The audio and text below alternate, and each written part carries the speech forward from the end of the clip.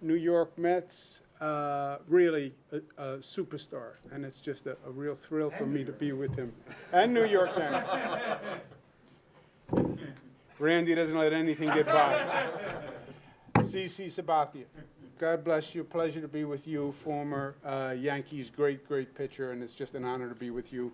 Randy Levine, who is the president of the New York Yankees, been a great New Yorker, been so supportive on so many different levels. Kelly Cummings, we have, who's the director of operations for us, and has been running many of the state operations during COVID, which have been extraordinarily challenging, obviously. We have special guests in the audience. We have Susie Cohen. Pleasure to be with you, Susie, who can photograph and wave at the same time, which is very impressive. And we have my daughter, Michaela, who is a big baseball fan and a New York baseball fan. Okay, I'm a New York baseball fan. I'll tell you how we work this out, all right? This is how we work this out.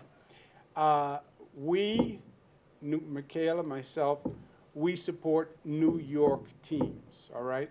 I'm a Queens boy, grew up behind what was called Shea Stadium at the time, with those blue and orange sidings that used to flap in the wind. I could ride my bicycle to Shea Stadium for the Mets. First ball game my father takes me to, and my father was a ball player himself, played on the farm team for the Pittsburgh Pirates. First ball game I went to, New York Yankees, Mickey Mantle. So I support New York. This is the perfect mask, okay?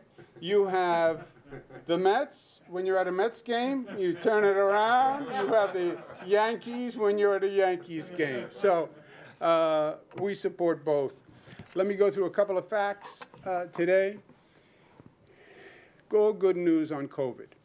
Overall, the statewide positivity rate is down to 2.8%, and that is great news. We still lost 57 New Yorkers yesterday, and they are in our thoughts and prayers. But the numbers are dramatically on the decline. Statewide hospitalizations are down 88, down to 4,500. The ICUs are down 20. The intubations are down 11. This gives you an idea of where we've gone over the past few weeks. When the holiday surge started, right, which we talked about and we anticipated. We talked about Thanksgiving, we talked about Hanukkah, we talked about Christmas, we talked about Kwanzaa, we talked about increased socialization. You're going to see the number go up. The number went up. Peaks about January 4th, right after New Year's, right after the holidays. We were at 7.9%. We are now down to 3.2%. So we are lower today than we were before the surge even started. You look at the number of hospitalizations, it tells you the same story. Just before the holiday surge, we were at about 6,000. We then went up to close to 9,000 after the holidays, and we're now down to 4,500. So all the numbers are headed in the right directions. While COVID's coming down, vaccinations are going up. Vaccinate, vaccinate, vaccinate, vaccinate. And I want to thank both the Yankees and the Mets for their help in setting up vaccination sites. It is about getting people vaccinated. The vaccine is now coming in. It's going to come in large quantities over the next several weeks. And then it's just going to be a logistical operation like you've never seen to get millions of doses in people's arms. But the good news is it's working. We've done 7 million total doses so far. 2 million New Yorkers are fully vaccinated. 4,700 have at least the first vaccine. I got my first vaccine yesterday. I took the Johnson & Johnson vaccine yesterday. I took J&J. First of all, it's only one shot. You don't have to go back twice. It doesn't require this super cold storage. It's easier to handle. And I took J&J purposely because I want New Yorkers to know, first of all, it's safe, right? Second of all, take any vaccine you can get. Should I get Pfizer? Should I get Moderna? Should I get this one? Take any vaccine you can get because they all work. And we're going to have more Johnson & Johnson coming because that's going to be the highest production level, and they're the easiest to administer. It is night and day between doing one dose and then doing 2 doses and having to schedule a person to come back and coordinate. So I took J&J. It works, and it's simpler. But that's on the way up. But people have to take the vaccine. We can acquire it. We can set up all these mass vaccination sites. People have to put the needle in their arm. They have to show up. I took it yesterday. I'm ready. You want to arm wrestle? What do you have? What do you? I'm ready. I'm ready. Oh! All right. I'm here. I felt fine. I feel fine. Maybe lost my mind a little bit asking CC to arm wrestle, but people have to do their part. Go to the website, make the phone call, set up your appointment. So COVID's coming down. Vaccine rates are going up. Start to look to the future aggressively. And let's get back to life and living and get that economy running because it is safe. It is safe. New York has always been smart and safe all through this. Remember, we went from the highest infection rate in the United States of America to the lowest infection rate in the United States of America. We have beaten this virus like no other state in the nation has, and we've done it by being smart. Dr. Zucker, our health commissioner, smart. The calibration is right, but follow the science, follow the data, follow the numbers. The numbers are coming down. We have to start to move forward. Sports travel. Currently, travel for sports is limited to contiguous counties and regions. Starting next Monday, March 29th, statewide travel for sports and recreational activities will be performed, okay? Second, outdoor performing arts. Starting April 1, 2,500 plus capacity venues, live concerts, shows can open at 20% capacity. As the COVID rates continue to improve, the capacity will continue to increase. So this is our starting point. But as those numbers keep coming down, which we believe they will, you'll see the capacity numbers go up. We did a demonstration program when the Buffalo Bills were in the playoffs. It was the first in the nation ever done. We opened up the Buffalo Bills Stadium. We did testing. It worked extraordinarily well. We started with 10%. It was a great demonstration. We're now going to move forward. April 1, sports venues with 1,500 plus indoor or 2,500 plus outdoor capacity. Indoor will do 10% capacity. Outdoor will do 20% capacity. We'll have testing required when we open. If you get your vaccine, I have my card. I can go to a game as soon as it opens. You can take a rapid test. You can take a PCR test. But we're going to have testing as a precaution.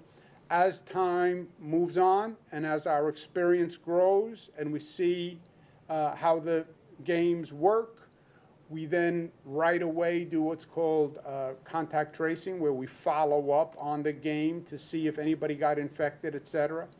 And I think you're going to see the capacity increase and the testing requirements decrease as we get more evidence. But we want to start safe and smart. That means Citi Field, 8,384 fans. Yankee Stadium, 10,850 fans. The crowd makes the ball game, said Ty Cobb. I believe that. We went through that with the Buffalo Bills. They said it was a totally different experience when you have the crowd and you have the noise and you have the people cheering. So we're going to play ball, and we're going to play ball with a crowd, which I tell you is just so good for the psyche. I was talking to Michaela about it on the way here this morning. Getting out of the house, getting out of the apartment, getting out of this entrapment that we've been in, and going to a game and getting outside and seeing a new season start, and just hope springs eternal, right? It's the beginning of the season. We're going to win. It's going to be better than next year. So I feel great about it. The Yankees home opener is April 1. April 8th, Mets home opener. The Yankees take on the Blue Jays. Mets take on the Miami Marlins.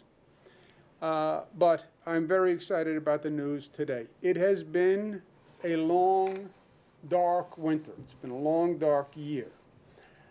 It's been the darkest experience we've gone through in generations. Let's be honest. You'd have to go back to World War II to have had an experience of this magnitude and this depth, right? And it's been difficult on a lot of levels. People talk about the disease and the economic. It's been mentally debilitating. It's been socially debilitating. It's been depressing. It's been hard on families. The emotional toll that this has taken on people, I don't think we're going to begin to understand this for months. I don't think we're going to begin to understand what it's done to children who lost a year of school in some cases, a year of socialization, families who are cooped up in small quarters. It has been hellacious, hellacious. But it's coming to an end. It's coming to an end. Spring is upon us, right? Seasons change, times change. Spring is upon us. And spring is a new season, and it is a new attitude. And that's where we are. And we have to start thinking spring. We have to start thinking about reopening New York and rebuilding New York and relaunching New York and reimagining New York and reuniting New York and those social bounds that connect us and that we thrive on. How do we renew New York? We're not just going to rebuild what was there before. Now's an opportunity to build back better, right? When you go through a tough situation in life, what do? You learn from it, and you get up better, and you get up stronger. That's what we have to do. We've done it before as New Yorkers. We went through 9/11. I remember during 9/11, all the naysayers. Remember all the people after 9/11? Oh, New York will never be the same. We're a terrorist target. Nobody will come back. I heard the naysayers before. I hear them today. I'm worried about New York City. I'm worried about the crime and the homeless. I'm worried about this. I'm worried about that. Nobody is stronger than New Yorkers. Nobody is more resilient than New Yorkers. Nobody bounces back like New Yorkers.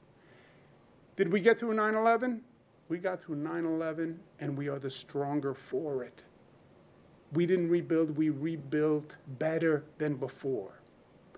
Are we going to get through COVID? We're getting through COVID. And we're going to be the better for it, and the smarter for it, and the more united for it. And our success through COVID and what we did as a community in this state coming together is going to make our connection stronger and our fabric of community stronger. And that's what it's all about at the end of the day. And that's where we are. Spring is here. It is time to rise up. And it is time for the Mets and the Yankees to bring home a championship this year.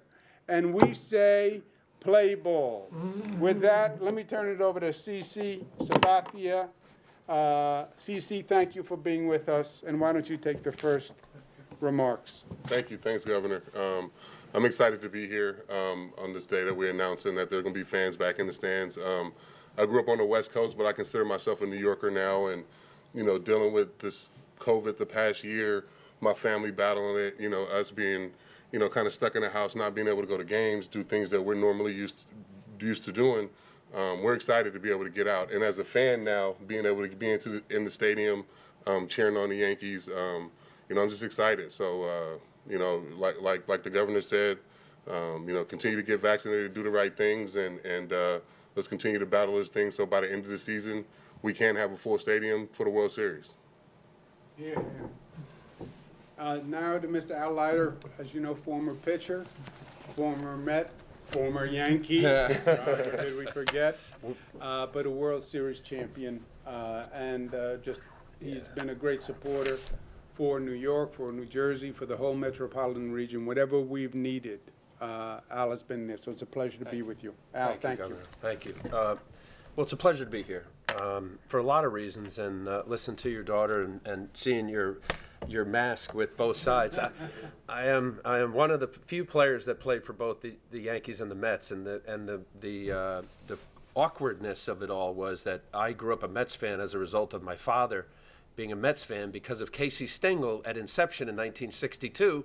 He loved the whole Lovable Losers. The Leiter boys were all Mets fans. My dad I grew up in Long Island. I grew up in New Jersey. I get drafted by the Yankees. 3 years later, out of high school, I'm pitching in Yankee Stadium. So the coincidence or irony of all of that, and then years later, I get a chance to play for a team I rooted for as a kid. So I get the whole Pledge of Allegiance. I get the whole two hats. I was here in 2000, and I thought it was a thrill, even though the Mets, we lost. To play the Yankees in a true Subway World Series was something that I'll never forget. Again, I wish we won. And then fast forward, I was able to finish my career with the Yankees. So I got the whole two-sided thing, and I got it. As my friend Michael Kay says, he says I'm a fraud as a fan because I like baseball. And, you know, CC was with the Brewers and the Indians, and now he's going into the Hall of Fame, by the way, folks, as a Yankee. It's difficult to really relate to the fanaticism of where you pledge your allegiance as a result of being a baseball player. But I'm a fan. So that 2000, when we were playing it and went down to City Hall and we were wearing the hats and all that, that was fun.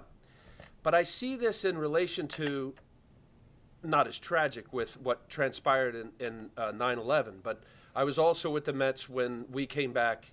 We were the first team in New York to play the infamous Mike Piazza home run. How scared we were and nervous, and as you said, Governor, about, you know, would we ever rebuild and would we ever come back? Well, of course we did.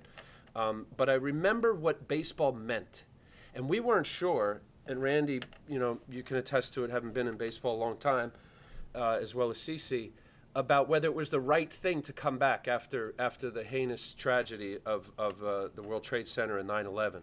And I'll tell you, folks, the fact that we did, and when we did, and wearing those hats of all the respective first responders, and knowing how special it was as players at the time to be carrying the baton as a Major League Baseball player and being in New York City, it was the right thing. Governor, I'm happy now. I did some broadcasts for the late George Steinbrenner. Gave me a chance to do some Yankee games, watching CC do his Hall of Fame career.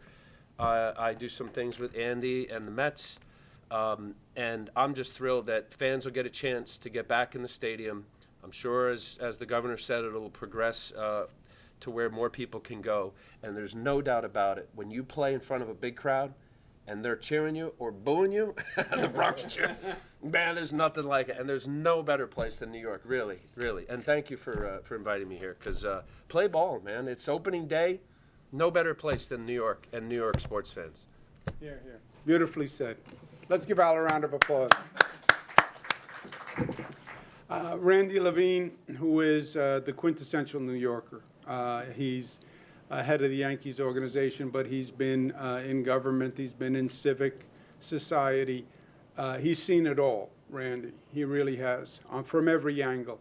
And I have to tell you, whatever New York needs, Randy's always been there. However extraordinary the request, however bizarre or difficult the request, Randy's always there. So thank you again, and great to have you here, Randy. And thank you very much. And we're rooting for you. And I'm excited to see the season start. And as Al said, I think it really is spring. The weather changes. It's a whole new look at life and at New York. And playing ball is part of it. Thank you for being here. Thank you, Governor, and thank you, Dr. Zer. I just want to say, Governor, throughout this entire ordeal, from the time we started until we had spring training here last year, and then through the season, thank you, because you and Dr. Zucker were great partners, great leaders. You listened to us, you accepted our ideas, and we collaborated in order to get a baseball season in last year in a safe way, and thank you for that. And this is incredibly exciting now. As everybody said, first off, we have two of the great pitchers and great human beings of Major League Baseball in CC and Al. I mean, everybody in the game and our fans will tell you, not only are they both, you know, some of the greatest pitchers of all time, no-hitters, Cy Young Awards, everything, but they're two of the most quality people that there are. So we're all lucky that they're here with us today, and we're associated with them. Also want to thank Andy, the Mets and the Yankees. Might surprise some of our fans, but we have a great collaboration. You know, we want to kill each other on the field, but on the business side and this stuff, we have a great partnership. So on behalf of Hal Steinbrenner and the Steinbrenner family, I want to thank you and thank the Mets for working with us in order to get things done. You mentioned the Vaccine Center, which has been a great success, and we're going to keep the Vaccine Center open while the season is going. And we're going to work it because that, in our opinion, is bigger than baseball. And thank you for that. Yankee Stadium is ready. It's the International Well Building Institute said Yankee Stadium is the most healthy, safest stadium in the world. We've done everything we possibly can. Our staff has just been tremendous, led by Doug Behar, our stadium operations executive. I mean, it's going to be safe thanks to your people. They came down there, the whole health department, they reviewed it, and it's going to be great. We promise you, and we promise we're going to do everything we can to keep our fans safe, because that's the most important thing. But this is just so wonderful, because to me, opening day, like you all said, spring, it's hope. Everybody starts even. Everybody wants to go to the World Series. It's the end of cold winter. Our fans are really hungry for this, really, really hungry for this. And we got two great teams. Hopefully, if they all stay healthy, maybe we have a Subway Series. So thank you for all, Governor. Thank you for all, Dr. Zucker. And let's play ball. Beautiful. Thank you. Well, I have the mask for the Subway Series. I'm ready. And Andy Cohen, the Vice Chairman of the Mets, congratulations on the acquisition and taking over the Mets. We're all very excited. It's great to hear Randy talk about how you can have both a rivalry but a commonality. Frankly, I wish we had more of that in politics, you know, where you can have a difference of opinion, but you can share a commonality and a decency, and we have that here because we are New Yorkers, and that's how we treat each other. But thank you very much, Andy Cohen, for being here today. Thank you very much, Governor, and on behalf of Steve and myself, thank you, Dr. Zucker, and the Yankees organization. Randy has been terrific, especially as we coordinated over these last important months, and we'll continue to coordinate so we can do the best we can for all the fans. I don't want to start any trouble. CC is very big in person. That he is. I don't want to start any trouble with my good friends from the Bronx, but I'm very happy our governor is a Mets fan. It's an honor and a privilege to be here today with you representing the Mets. We're excited, very excited, as are, I'm sure, all New Yorkers, that New York is opening up more and more each day. We're excited about the season ahead and welcoming fans safely back to Citi Field in April. It's another step forward for our hometown, for New York State, and for the tri-state area. So all of us at the Mets thank you, Governor, for your efforts, those of Dr. Zucker and the New York State Department of Health. We're looking forward to reopening the ballpark in accordance with all government prescribed mandates, and just want to thank you again and see you soon at Citi Field. I'll be there. I'll be there. So let's start. As we said before, this is a process. It's an intelligent calibration of reopening the economy, watching the science, watching the data, but all indicators are good. I believe this is the opening position. I believe we're going to see success in the games. I think we're going to see that they're safe. And I think you're going to see increased capacity and more flexibility across the board as we're going forward. And that's only because we have been smart. Last point, I promise.